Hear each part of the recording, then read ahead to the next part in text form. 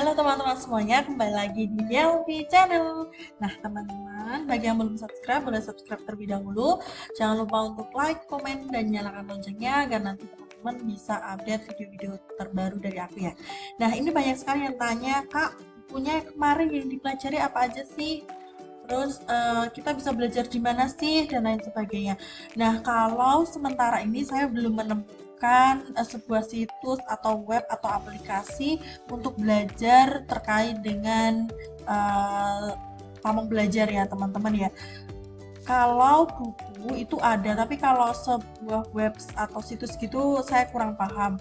Nanti kalau misalkan ada teman-teman yang sudah tahu, boleh komen di bawah. Nah, saat ini saya akan membagikan beberapa informasi terkait buku apa saja yang bisa dipelajari terkait dengan pamong belajar. Oke, akan saya mulai.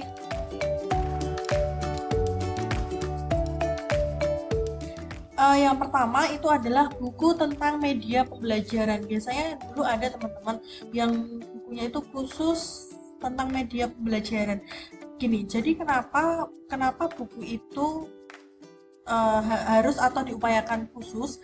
Biasanya kalau dalam satu buku hanya membahas tentang satu tema saja, itu lebih mendalam teman-teman, jadi lebih banyak yang dibahas, lebih banyak macam-macamnya, jadi teman-teman nanti bisa lebih tahu gitu, daripada satu buku yang sudah full tentang media, metode, strategi, teknik, dan prinsip. Nah seperti itu kan lebih baik yang satu buku satu materi saja. Tapi kalau teman-teman adanya atau nemunya itu satu buku lebih dari beberapa materi, lebih dari satu gitu, enggak masalah. Oke. Nah, yang pertama ada media pembelajaran, kemudian ada metode pembelajaran. Ini berulang kali sudah saya bahas, sudah saya sarankan ke teman-teman untuk dipelajari ya. Kemudian strategi pembelajaran, apalagi tentang pedagogik dan andragogi, karena itu strateginya berbeda, oke. Kemudian teknik pembelajaran dan juga ada prinsip pembelajaran. Kalau prinsip itu memang tidak perlu dihafal, hanya kunci-kuncinya saja. Oke.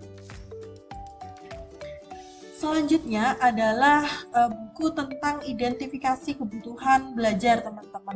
Kenapa penting? Karena kan ya teman-teman tahu ya kalau misalkan jadi pamong belajar itu tidak hanya sekedar menerima peserta didik saja, tapi sebelumnya kita harus melakukan identifikasi kebutuhan. Jadi itu harus dipahami dasarnya banget teman-teman.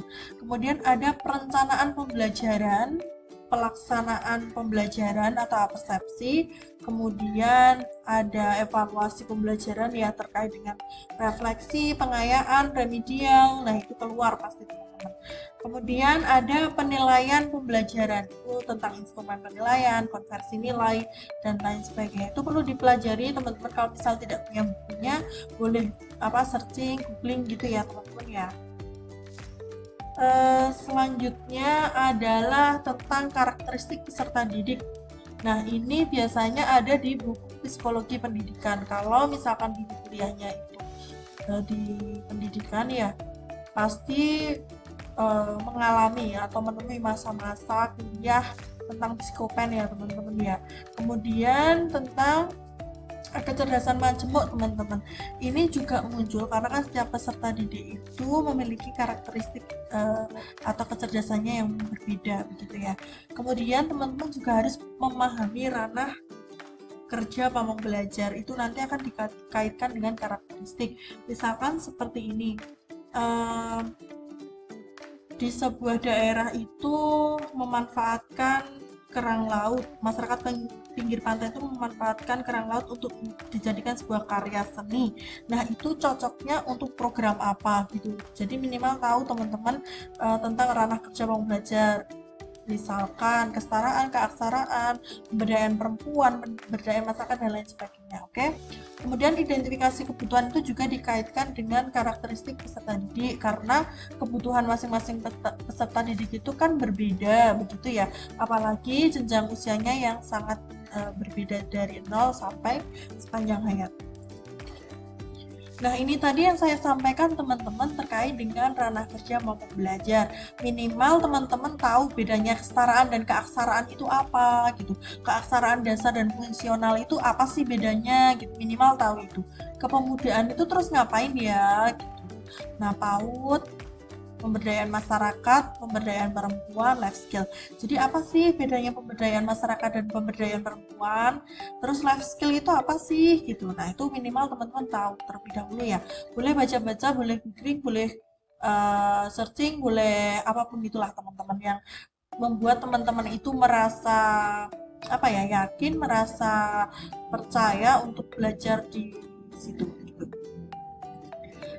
Selanjutnya, ini adalah model pembelajaran. Kalau waktu saya dulu dan waktu teman-teman CPNS tahun 2021, teman-teman saya itu model pembelajaran itu memang tidak diminta untuk menjelaskan misalkan mind mapping itu apa, itu tidak, tapi lebih ke langkah-langkah. Jadi misalkan gini, seorang guru memberikan sebuah kertas kepada peserta didik, kemudian peserta didik diminta untuk membagi di beberapa kelompok kecil misalkan gitu, nanti peserta didiknya diminta untuk menuliskan apa. Nah, misal seperti itu adalah model pembelajaran seperti apa. Nah, jadi minimal teman-teman tahu ya tentang model-model pembelajaran. Kata kuncinya saja yang perlu diketahui teman-teman. Misal mind mapping itu kata kuncinya seperti apa.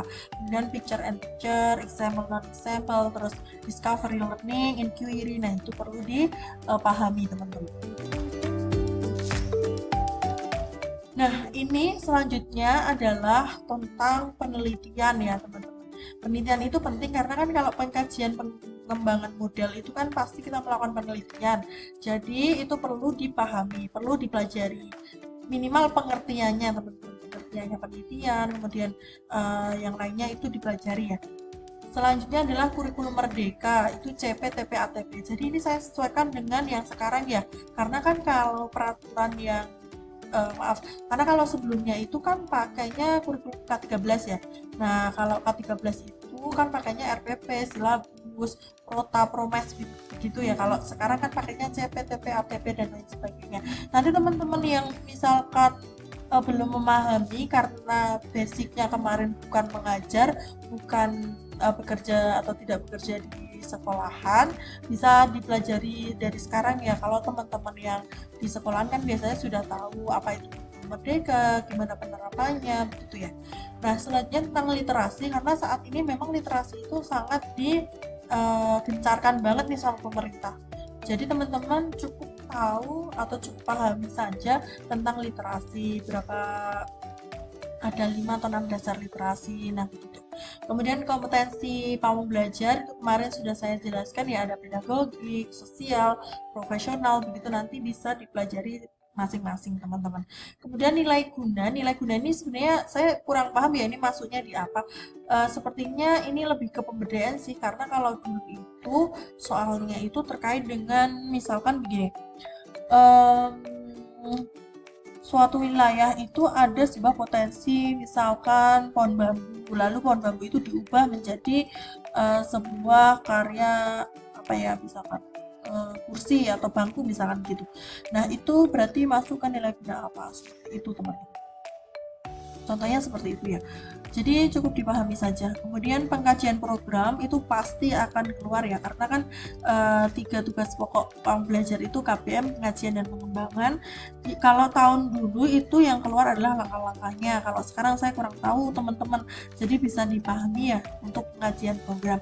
Selanjutnya tentang pengembangan model, langkah-langkahnya itu menurut umum dan ahli. Kemarin sudah saya sampaikan kalau yang model itu ada yang menurut Google, ada menurut siapa kemarin, Dick and siapa itu. Nah, nanti teman-teman bisa cari atau lihat video sebelumnya. Nah, kemudian teman-teman yang perlu diketahui adalah saat ini sudah ada peraturan baru terkait dengan jabatan fungsional ya. Kalau pamong belajar itu kan masuknya jabatan fungsional. Kalau peraturan lama itu ada di Permen PAN RB nomor 15 tahun 2010. Kalau peraturan baru itu ada di Permen PAN RB nomor 1 tahun 2023. Nanti teman-teman bisa cari sendiri, kemudian bisa dipelajari. Oke?